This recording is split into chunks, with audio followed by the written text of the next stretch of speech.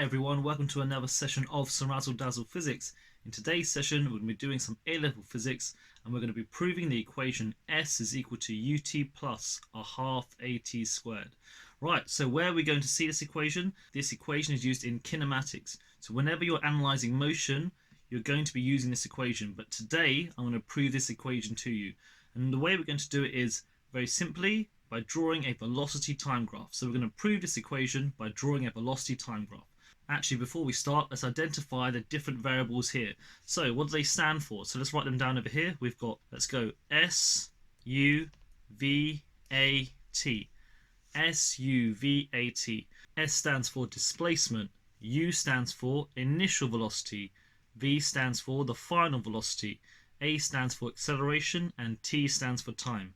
So S, U, T, and A are found in this equation, and we're going to prove it today. So let's start off by drawing a velocity time graph.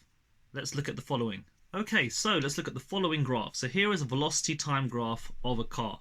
So we've got the velocity. It doesn't start off at 0. It starts off at an initial velocity of u, and it's going to a final velocity of v. So it doesn't start off at 0.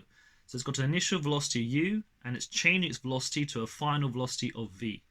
Now, let's say it does this in a time of t seconds. So let's put t over here. So dash the line over there.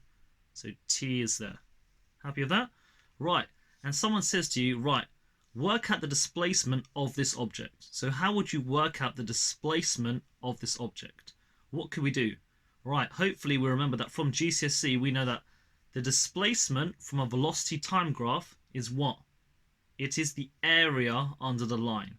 So let's put that down here. So the area under the line is equal to the displacement. Yeah, those of you who want to know, because think about it, it's going to be the integral of velocity times by time.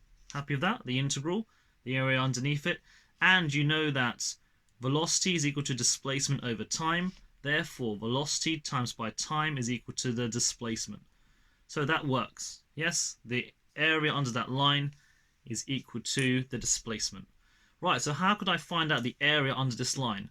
Well, we can split it up into two components. Let's split it up into two simple shapes. So let's drop the line here. So we've got this shape over here, which is a triangle, and we've got this shape over here. Happy with that? Right, so the area under the line can be split up into two components. It can be split up into the area of the rectangle plus the area of the triangle.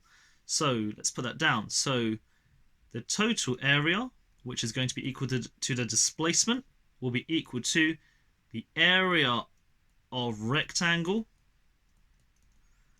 plus the area of the triangle. Happy with that? Yeah, both of them? Right, so what is the area? So let's continue down. So the displacement, the area of the rectangle, well, that's going to be, think about it, it's the base times by the height. So the base is obviously this distance here, which is t.